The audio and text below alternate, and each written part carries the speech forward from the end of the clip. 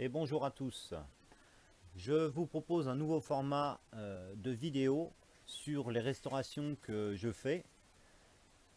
On m'a demandé des détails sur les restaurations que je fais. Il est évident que sur des photos comme ça, c'est pas simple. Moi, je suis pas un pro non plus du montage vidéo, etc. Je bricole. Bon, il y aura une évolution sur la chaîne. Celle-ci en fait partie. Au fil des vidéos, ça va grandir, ça va s'améliorer. Enfin, surtout moi, hein, parce que bon, je préfère faire de la mécanique que des montages vidéo. Donc, le but de cette chaîne, en fait, c'est de pouvoir vous présenter différents modèles de tronçonneuses que je refais et surtout que cela serve à d'autres personnes qui n'ont pas forcément les moyens d'emmener leur machine chez le mécano ou de les faire faire. Donc ça lui permettra au moins de l'aider ou de l'éclairer sur ses réparations ou ses restaurations. Donc c'est parti, on va pouvoir commencer cette vidéo.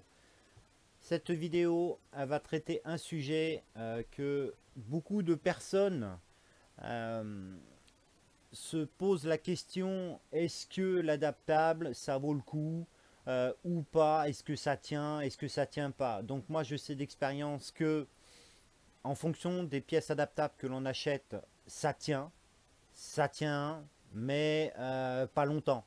Après, tout dépend l'usage de la machine, tout dépend de ce que l'on fait avec. Il faut quand même aussi comprendre que sur une machine comme celle-ci, une MS260, c'est pas non plus une très très grosse machine puissante. Donc, faut pas avoir les yeux plus gros que le ventre. Une MS260, c'est fait pour faire de la branche et du petit abattage. Inutile de s'attaquer à des arbres de 40 ou 60 cm. C'est totalement inutile. C'est comme ça qu'on tue les machines.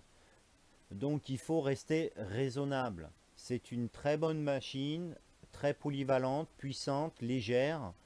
Il faut quand même la respecter.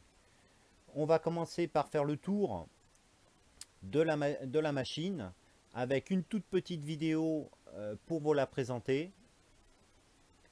Donc dans l'ensemble, elle est assez propre, hein. Elle paraît pas plus abîmée que ça. Et par la suite, au démontage, je me suis aperçu que le piston l'était rayé. Donc un bon début de serrage. Donc ça, c'est une machine qui a forcé, qui a coupé du plus gros qu'elle peut. Euh, Pas entretenu à mon avis. Elle a, c'est pas une machine qui est très très vieille visuellement. Je pense que c'est son guide d'origine. Mais bon, maintenant, il faut rester prudent, hein. On ne sait pas trop comment que c'est tenu. Alors, il y a le mélange aussi qui est très important. Il faut veiller à faire son mélange ou de l'acheter tout fait. Moi, perso, ça va peut-être faire bondir dans les commentaires, mais moi, je fais un mélange à 3%. Surtout pour des machines qui sont d'un certain âge, je fais du 3%. Donc là, on va attaquer le démontage. Donc tout ce qui est capot, tout ce qui est carénage. Ensuite, on découvre bon, qu'elle est quand même un petit peu encrassée, mais bon, ça, malheureusement, les tronçonneuses, c'est toujours encrassé, hein. J'ai pas vu d'usure excessive ou de pièces cassées, maltraitées ou quoi que ce soit. Bon, c'est une machine qui a tourné, on le voit bien. C'est une machine qui n'a pas été très bien entretenue. Euh, mais je pense qu'elle vaut le coup. Le seul souci qu'on a, c'est que sur ce genre de machine, euh, un piston et un cylindre, bah, c'est pas loin de 400 € quoi. Donc ça dépasse largement la valeur de la machine. Donc voilà. Donc on teste l'adaptable et puis on va bien voir ce que ça donne. On est toujours dans le démontage. Donc il faut savoir que sur cette machine, c'est un piston spécifique, c'est un piston de 44,7. Sur les 0,26, c'est du piston de 44, ainsi que sur les 24. Donc ça rajoute une plus-value au prix des pièces, quoi. Donc j'ai bloqué mon piston avec un bloc piston protégé pour pas abîmer le piston, même si celui-ci ne craint rien, mais pour les autres machines c'est quand même pratique. C'est pas onéreux, mais je pense que il faut le faire. C'est Moi je dis que c'est primordial, il faut quand même protéger les pièces. J'ai aussi utilisé un pointeau pour pouvoir démonter le volant magnétique. Alors pour ce faire, c'est simple. Vous glissez une cale en bois ou en plastique sous le volant de façon à ce que ça fasse une pression. Et quand vous utilisez le pointeau que vous mettez au centre, vous donnez un grand coup de marteau, hein, bien franc, et c'est ça qui va décoller le volant magnétique. Alors, ça marche pas toujours du premier coup, mais c'est assez efficace. Moi, je fais toujours comme ça. Ça marche très très bien. Hein. Faut bien mettre le pointeau droit, sinon ben, le pointeau il vole dans la pièce. Hein. Ça, c'est réglé. Donc, une fois démonté le volant magnétique, j'ai démonté l'embrayage. Alors, pour démonter l'embrayage, c'est simple. Bien souvent, c'est une clé 19. Le sens de desserrage, c'est vers l'avant de la machine parce que c'est un filetage inversé. Hein, forcez pas, c'est pas la peine. Si vous faites pas comme ça, vous n'y arriverez pas. Hein. Donc ensuite, euh, j'ai continué par démonter l'échappement. Il était en bon état, donc bon, j'ai démonté la poignée, poignée réservoir, le carbu, euh, et ensuite j'ai pu attaquer à démonter la chemise. Et c'est là qu'on voit que le piston il est quand même bien abîmé. Il est bien rayé. Le serrage il était vraiment pas loin. Franchement, il était temps de l'arrêter. On le voit bien qu'il est quand même bien rayé. Ensuite, j'ai désaccouplé les deux demi-carters et j'ai eu la surprise qu'il y a un roulement, il manque des billes. Alors, je sais pas où elles sont passées je sais pas. Je sais pas, j'ai pas retrouvé de billes. Le vilo, il a bien chauffé aussi. Donc, c'est une machine qui a vraiment forcé et c'est bien dommage. C'est bien dommage. Une fois toutes les pièces bien démontées, bien séparées, j'ai fait le point de ce que je devais racheter. Hein. Bon, il n'y avait pas grand chose à acheter, hormis cylindre piston, vis sans fin, enfin bon, les joints, hein, les consommables habituels. Donc prenez bien votre temps à bien séparer les pièces et bien les classer de façon à ne pas perdre de temps et puis surtout de les retrouver. J'ai attaqué le nettoyage, donc nettoyage avec des outils très simples, hein, brosse, brosse à dents, et voilà. À l'essence dans un premier temps et après de l'eau bien chaude et du produit vaisselle pour bien dégraisser toutes les pièces et de façon à ce qu'il n'y ait pas de film d'huile qui reste dessus. Alors elles sont bien ressorties, elles sont assez propres, je suis content. C'est pas toujours le cas, mais en principe c'est efficace. Alors j'ai acheté donc un cylindre et un piston avec un kit joint moteur. Je peux pas vous dire où je l'ai acheté parce que c'est de la pub et puis comme je suis pas autorisé à faire ça, J'ai pas les autorisations, donc bon, de toute façon, vous achetez un kit cylindre piston adaptable, peu importe la marque. Il y a des marques qui se valent plus que d'autres. Bon, après, quand c'est une machine pour vous, hein, vous voyez bien, hein, suivant votre budget. Hein. J'ai comparé quand même entre l'adaptable et l'origine, les pièces. J'ai pas trouvé, j'ai pas trouvé de différence. Bon, l'adaptable est quand même plus léger.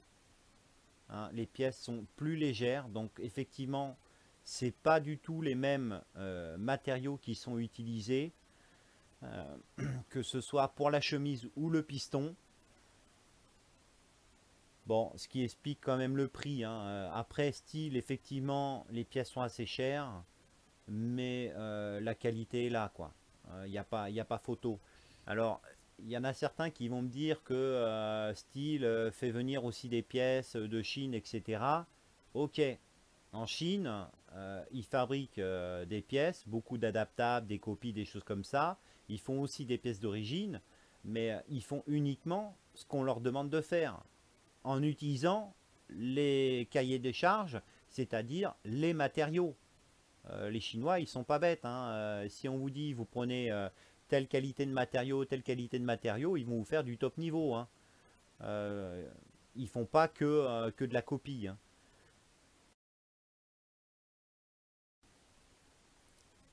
Donc on commence par mettre déjà enlever les verroulements, les joints spi. Moi j'utilise des douilles de cliquet pour les chasser. Alors faut taper tranquillou, hein, faut pas taper comme une brute. Vous enlevez donc vos roulements, vous nettoyez bien les, les emplacements des roulements, quitte à y mettre un tout petit coup de papier de verre, bien dégraissé, hein, pour enlever toutes les vieilles traces d'huile ou de graisse. En- Après, moi, je remonte mes roulements à la graisse, uniquement à la graisse, et j'y vais aussi tranquillou. Il y a un sens pour certains roulements. Là, je peux pas vous le montrer, mais il y a un sens. Il y a chaque demi-carter a son propre roulement. Il y en a un qui est plus épais que l'autre. Donc prenez bien le temps de repérer ça. C'est des petites choses, mais bon, moi effectivement j'ai l'habitude et là j'ai pas pensé à vous montrer le distinguo. Mais si quand vous démontez une machine, si vous avez un doute, vous faites des photos avant et après, comme ça vous êtes sûr de ne pas vous tromper parce que bon, ça va vite. Et un roulement une fois qu'il est mis, hein, pour le renlever, c'est c'est l'enfer. Hein. Je vous cache pas que c'est l'enfer. J'ai ensuite bien nettoyé mes plans de joint de mes demi-carters. Je passe un cordon de pâte à joint spécifique pour les carters. C'est une pâte à joint qui est assez chère, mais franchement ça vaut le coup. Alors pourquoi j'utilise de la pâte à joint et pas que le joint papier qui est fourni? Parce que les plans de joint ils sont jamais vraiment parfaits. Il y a toujours des micro-rayures, des choses comme ça. Pour qu'ils soient parfaits, il faudra les faire rectifier. Bon, et là, on part dans des budgets astronomiques pour la restauration d'une machine. Donc pour moi, bon, j'utilise la pâte à joint, c'est très bien. Et au moins, comme ça, on perd pas de temps et puis le boulot, il reste propre. Il faut quand même penser à bien dégraisser les plans de joint et prendre le temps de faire ça. Vous avez aussi des petits détrompeurs sur les demi-carters. Donc au fur et à mesure que vous fermez vos demi-carters, pensez à regarder que ce soit bien aligné.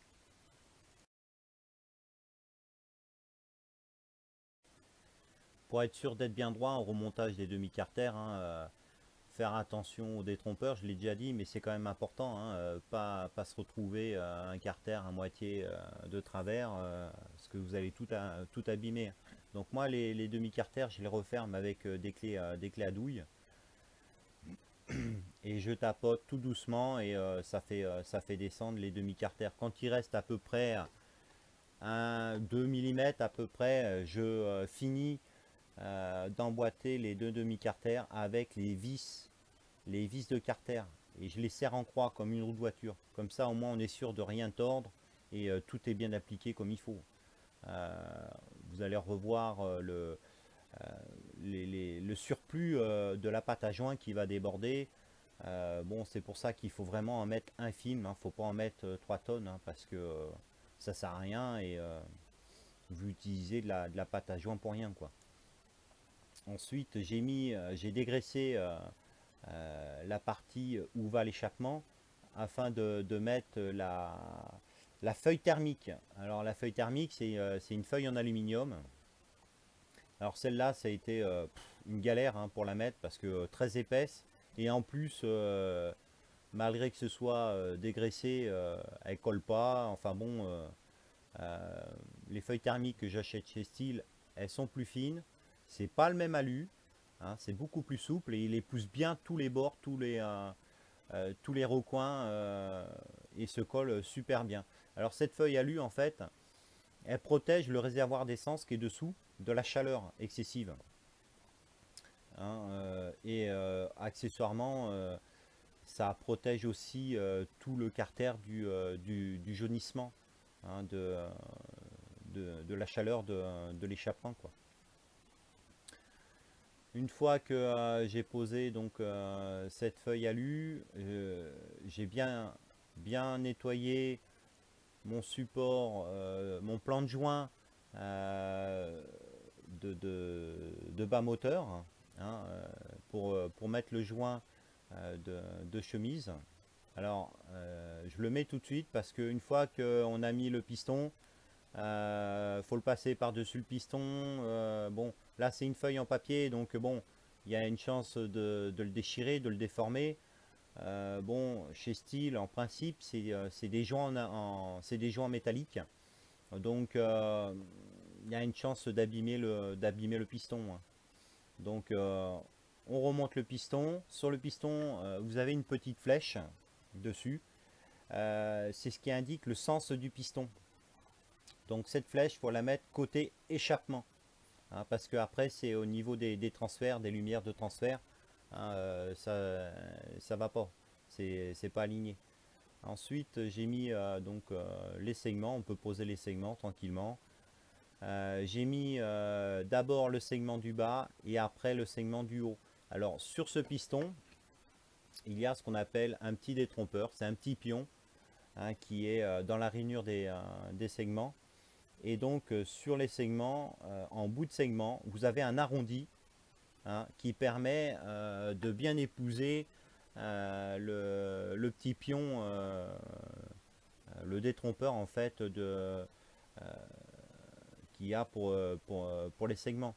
Alors ce petit détrompeur en fait, il est pas mal parce que au remontage, on est sûr que la coupe des segments est croisée. C'est-à-dire que les deux coupes de segments ne se retrouvent pas une au-dessus de l'autre. Donc comme ça, il n'y a pas de fuite. Il n'y a pas de fuite, il n'y a pas de perte de compression. Alors le piston, j'ai donc mis une cage à aiguille neuve et le clips qui tient tout ça, il y a un sens. Il y a un sens. Moi, la fente de cette goupille, je la mets vers le haut. Parce que quand votre piston il travaille, il émet une contrainte sur le clips. Et donc, si vous tournez votre clips, la fente ou l'ouverture, ça dépend du clips, sur un côté, en fait, il va faire élastique. Et au bout d'un moment, il va sauter. Il va sauter et après, bon, bah, hein, vous doutez bien que ça passe dans la chemise et puis bon, vous avez plus qu'à tout à recommencer. Ensuite, j'ai bien huilé, et ça c'est important, j'ai bien huilé à l'huile de thym l'intérieur de la chemise et le piston. Hein, faut pas être radin là-dessus hein, avant de coiffer la chemise sur le piston. Alors, il faut pas forcer. En principe, je dis bien en principe parce qu'ils l'ont pas toutes, hein. Les chemises, à la base des chemises, il y a un petit chanfrein qui aide à bien insérer les segments. Alors, bon, si sur les chemises que vous avez, c'est pas le cas, c'est pas grave. Vous positionnez votre piston au point mort haut, c'est-à-dire au plus haut, et vous approchez votre chemise et vous pincez avec les doigts les segments tout doucement, et par un mouvement de rotation, ça vous permet de garder votre segment pincé, hein, et vous faites des tout petits mouvements, hein, et la chemise elle descend toute seule. Faut pas forcer, faut prendre son temps par contre, hein, ça se fait très bien à la main, hein, pas besoin d'outillage ou de choses comme ça, hein. Une fois que moi ce que je fais aussi c'est que les vis pour fixer la chemise, je les passe euh, avant avant que euh, avant de coiffer le piston. Parce que les emplacements sont tellement petits, il y a à peine la place, donc c'est plus facile quand c'est démonté, hein, que quand c'est emboîté, hein, et comme ça au moins il n'y a plus qu'à serrer directement. Une fois que tout ça c'est bien serré, sur le dessus de la chemise, vous avez deux vis.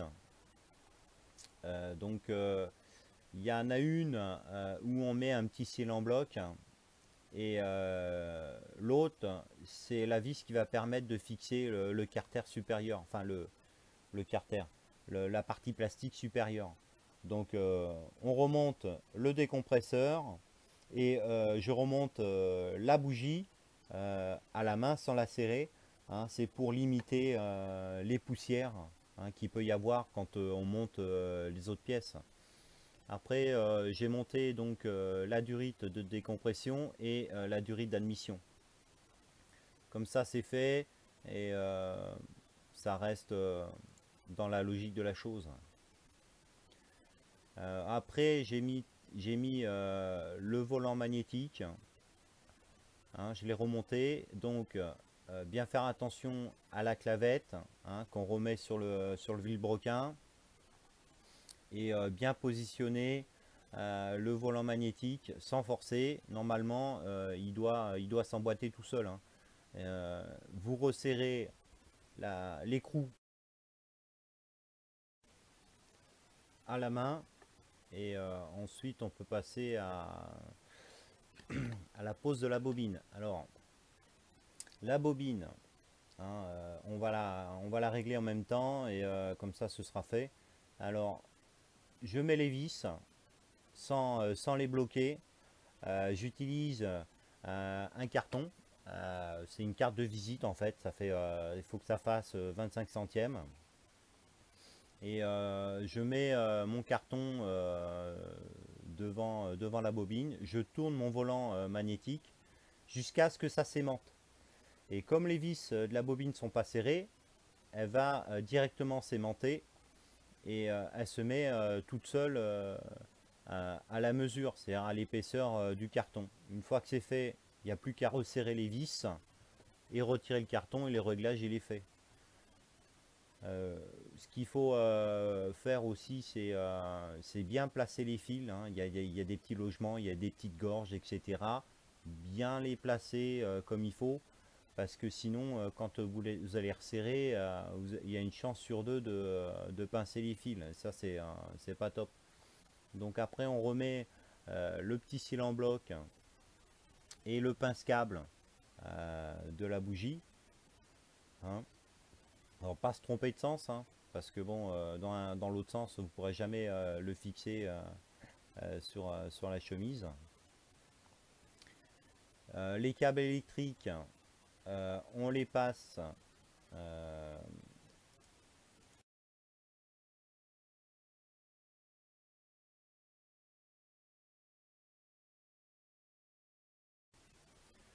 une fois que les fils sont placés. Je remonte la poignée, avec la poignée réservoir. Donc je visse je mets en place les cils en bloc d'abord et après je mets les vis et je fixe donc le carter à la poignée. Et après je passe les fils électriques dans la poignée, hein. Il y a des petits trous, il y a des petits logements avec un petit presse-étoupe. C'est un joint qui fait l'étanchéité pour les fils électriques. Alors, ce qui est un petit peu embêtant, c'est que quand on remonte la poignée, il faut en même temps tirer la durite de dépression et la durite d'admission. Alors c'est pas toujours facile. Moi je prends une pince bec fin pour bien tirer la durite de dépression et après avec une pince où je mets du scotch, j'attrape la durite d'admission de façon à ce que les lèvres rentrent bien dans l'emplacement de la poignée. Et après, il y a une petite bague en fer, hein, qui permet de faire l'étanchéité de tout ça.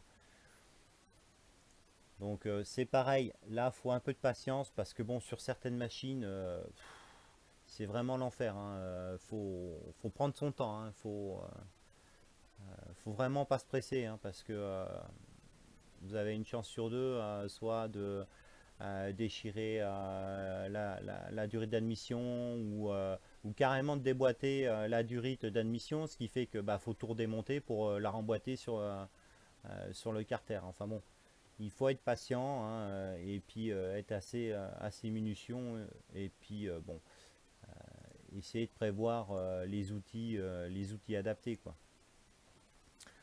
Quand ça c'est fait, hein, on peut tourner la machine et passer au côté embrayage.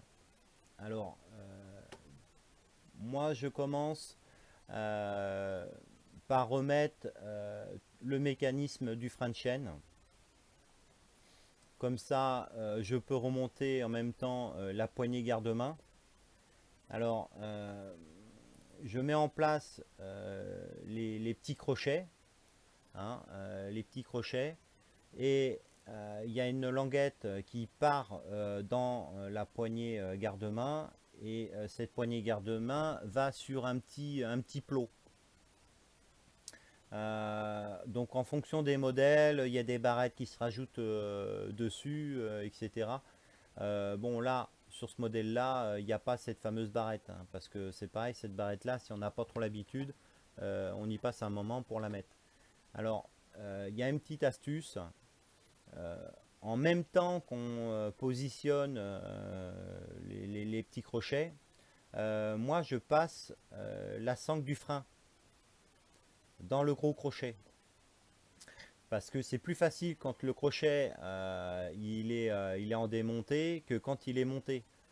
Vous verrez que c'est un peu chiant à mettre en place quand tout est fixé. Donc ça fait beaucoup de choses à tenir, mais au moins comme ça, enfin pour moi je trouve ça plus facile. Une fois que c'est fait, hein, on positionne tout en face et on emboîte donc la poignée sur le petit pion. Après, vous avez dans le fond des petits circlips qui permettent de verrouiller tout le mécanisme.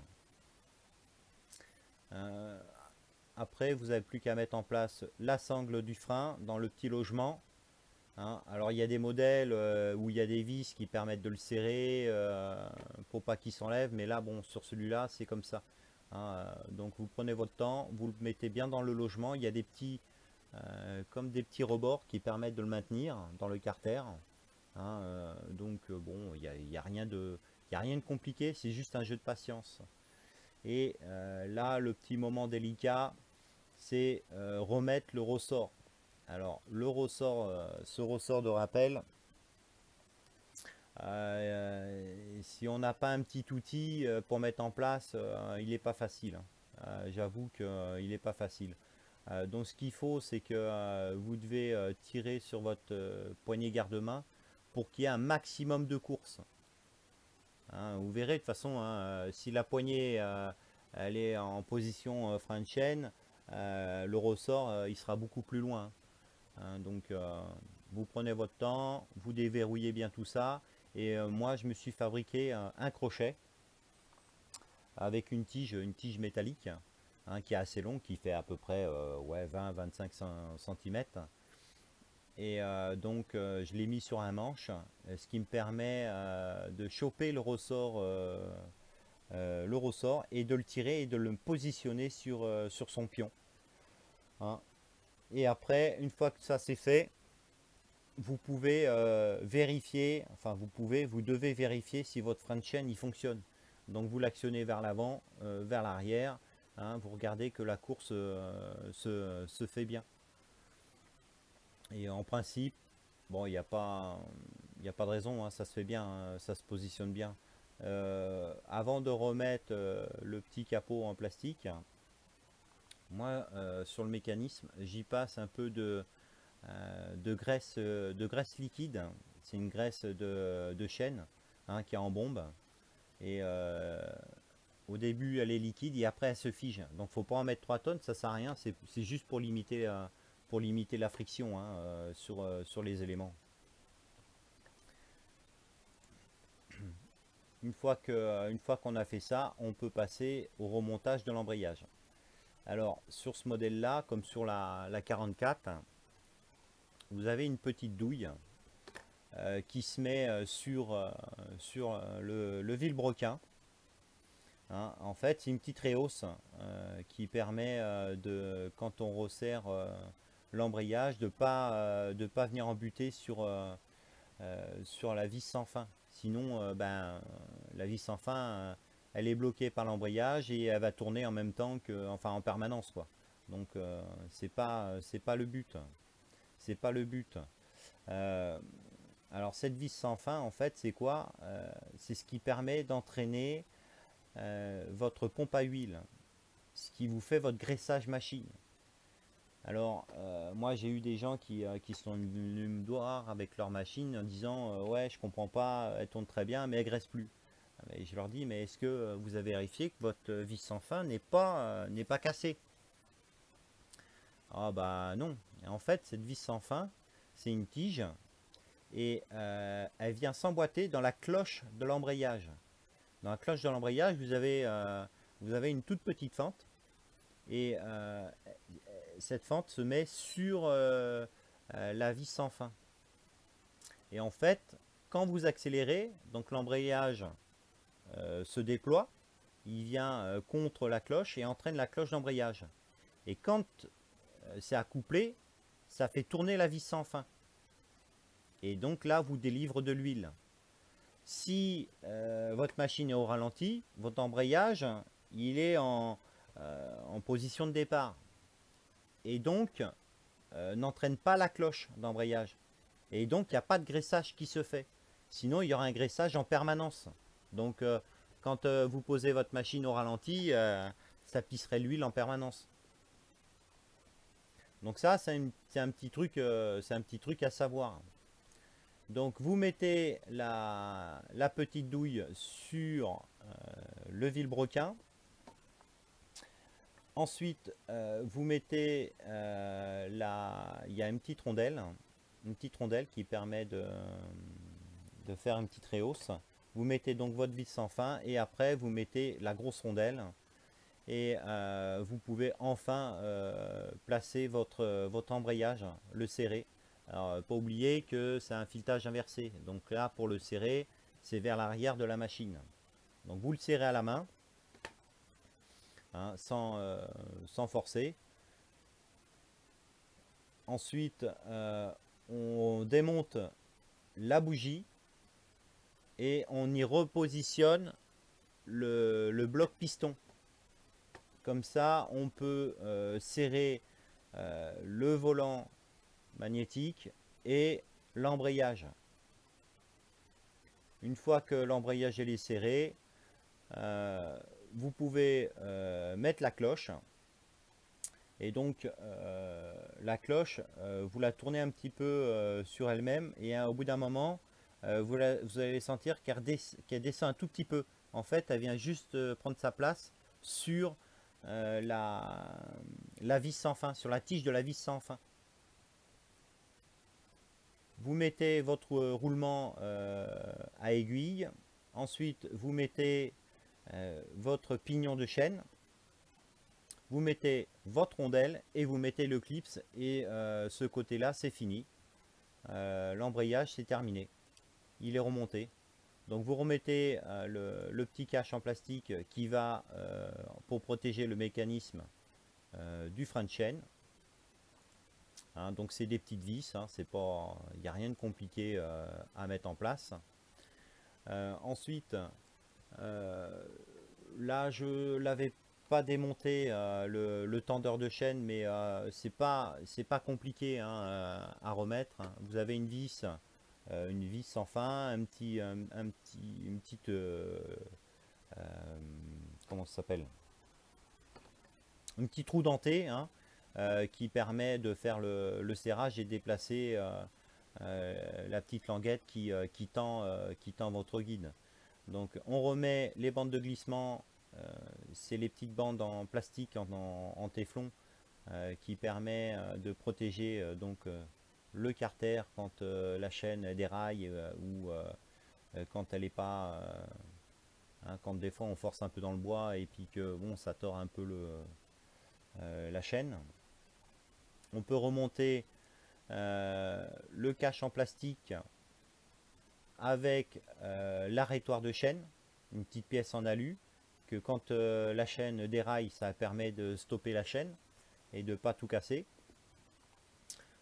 On peut ensuite remonter la griffe hein, tout simple, hein, deux vis, une vis en haut, une vis en bas. Donc la vis du haut, il y a un petit écrou frein qui se met derrière et la vis du bas, elle se visse directement dans le carter. Une fois que c'est fait, on peut remonter le cache plastique supérieur, hein, revisser. Et ça, de ce côté-là, c'est terminé. Ensuite, on peut remonter le lanceur, le bloc lanceur, hein, et toute cette partie de devant est terminée. On va pouvoir placer notre carburateur. Alors, avant de placer le carburateur, vous avez donc les fils électriques à mettre dans le fond. Il y a un petit logement normalement, alors ça dépend des modèles, il y a des petits clips, des choses comme ça. Mais là sur ce modèle là, il y a une petite goulotte et les fils ils se mettent bien dans le fond. Alors vous avez le fil de masse qui se fixe sur le carter hein, pour avoir la masse. Et le fil noir, il vient se prendre sur la tringlerie noire en plastique. Il y a un tout petit logement et il se glisse dedans. Et à ce niveau-là, vous avez une lamelle métallique. Et cette lamelle métallique doit passer par-dessus la partie plastique noire, c'est-à-dire où il y a la tringlerie de la gâchette. Et quand ça rentre en contact avec le fil positif, c'est ça qui coupe le moteur. En fait, elle se met comme en courju, quoi, en fait. Hein, et ça coupe le moteur. Donc, bien vérifier que cette lamelle métallique, quand vous actionnez la gâchette, passe au-dessus. Sinon, votre machine, elle s'arrêtera jamais. Quand vous avez remis ça, vous pouvez remettre aussi les tringleries de gâchette. Hein, c'est les parties plastiques. Il y a un petit ressort de rappel qu'il faut passer dessous la gâchette. Hein, et vous avez une petite encoche sur le côté de la gâchette. Et ce petit ressort se met dedans hein, pour avoir le retour de la gâchette. Alors, pour le carburateur, moi ce que je fais c'est que avant de le mettre en position, je remets la toute petite tringle métallique hein, qu'il y a sur le côté C'est plus facile quand le carbu est démonté que quand il est en place, hein. Bon, après, il y en a qui font autrement. Moi, je fais comme ça. Moi, je trouve que c'est plus simple, hein. C'est franchement plus simple. Donc, vous approchez votre carburateur.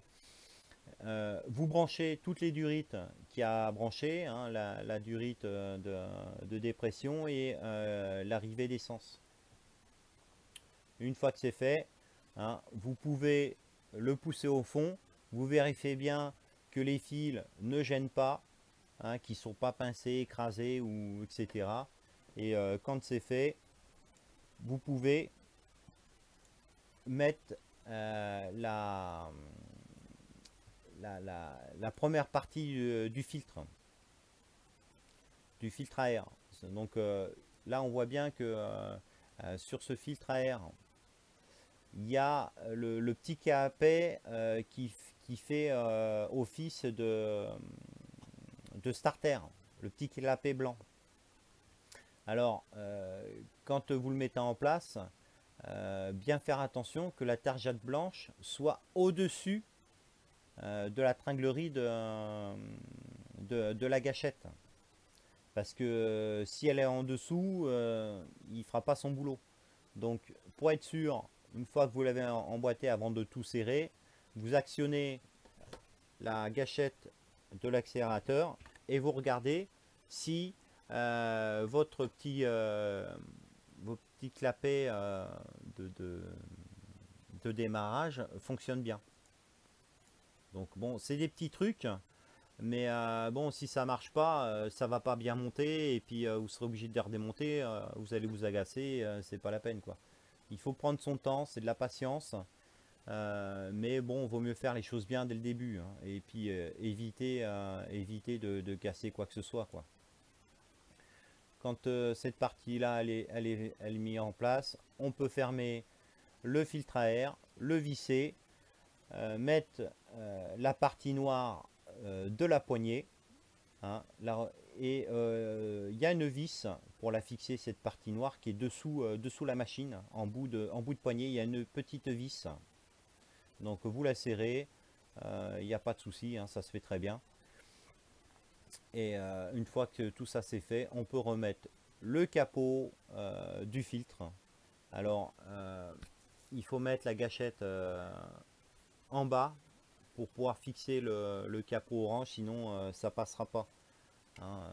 C'est pareil, c'est encore des petits trucs, mais bon, si on le sait pas forcément, on galère et puis on risque de tordre ou de casser quelque chose, donc bon, c'est pas la peine quoi. Et donc la voilà terminée, la machine est remontée, hein. Donc dans l'ensemble, elle est assez belle, elle est propre, elle a de la gueule, hein. Moi j'aime bien, c'est une bonne petite machine. J'ai hâte de l'essayer pour faire des branches et puis bon, du petit abattage, hein. Après, sur cette machine là, c'est un guide de 40 d'origine en 3,25, hein. Donc un guide de 40 c'est déjà pas mal, hein. Après bon, j'en connais qui montent des guides de 50, 55, mais elle va couper, hein, avec du temps, mais le problème c'est que ça va tirer sur la machine, hein. Donc déjà ça va flinguer l'embrayage. Et puis bon, le piston, on voit bien ce que ça donne quoi, hein. Au bout d'un moment, ça chauffe trop et ça prend cher, hein. Chaque machine a son utilité, hein. S'ils ont fait des modèles plus gros, c'est qu'il y a une raison. Bon, après chacun fait comme il veut, mais bon, moi je suis pas partisan de faire forcer des machines, hein. Il y a des bonnes machines pour faire les branches et il y a de bonnes machines pour faire l'abattage. Après, bon, il y a des machines plus ou moins polyvalentes. Si on parle de la 400, par exemple, la 400, c'est vrai que pour faire des branches, pour faire de l'abattage moyen, ça va assez bien. Ça va assez bien. Mais bon, Moi, ma préférée, c'est quand même la 44, hein, une super machine euh, qui est assez légère, je trouve, et très polyvalente. Très polyvalente. Au moins, on peut faire un abattage et faire la tête dans la foulée et toutes les branches de tête, quoi, hein. Mais bon, c'est sûr que si on a le budget pour avoir une machine pour chaque utilisation, bon, c'est que mieux, hein. Une petite, une moyenne et après une grosse machine. Donc voilà, cette vidéo s'arrête là. Prochaine étape, ça va être le réglage carbu. Alors, le réglage carbu, je ne vais pas faire de vidéo là-dessus parce que c'est quand même assez particulier. Chaque machine a son réglage. Donc moi, je vais vous dire, ben voilà, je la règle comme ça, comme ça, comme ça. Et puis vous, vous aurez la même machine, vous essayerez de le faire, vous n'y arriverez pas, hein. Donc bon, c'est chaque machine a son réglage. Alors, il y a un réglage de base, on va dire, et après, il faut affiner. Mais ça, c'est moi, je sais pas faire. Je sais pas vous l'expliquer comme ça en vidéo. Euh, Peut-être qu'il y en a qui savent, vous irez voir, mais moi, je sais pas faire. C'est vraiment assez pointu à faire, hein, assez délicat. Après, bon, chacun a ses petits trucs, ses petits réglages. Bon, moi, je préfère pas faire de vidéo là-dessus. Comme ça, au moins, je vous induirai pas en erreur. Donc, prochaine étape, le réglage du ralenti. Et après, je vais essayer de me débrouiller pour trouver une autre machine comme ça, une 260 ou une 26, une 0,26, pour faire le test grandeur nature. Comme ça, on donnera la chance à l'adaptable et on verra la différence de performance. Voilà, je vous remercie pour la vidéo. Un petit pouce bleu, un abonnement, un commentaire, hein, je prendrai le temps de lire et de répondre les commentaires. En faisant ça, ça permet de rentrer dans les calculs de YouTube pour que les vidéos soient présentées à tout le monde. Voilà, je vous souhaite une bonne vidéo et puis à la prochaine.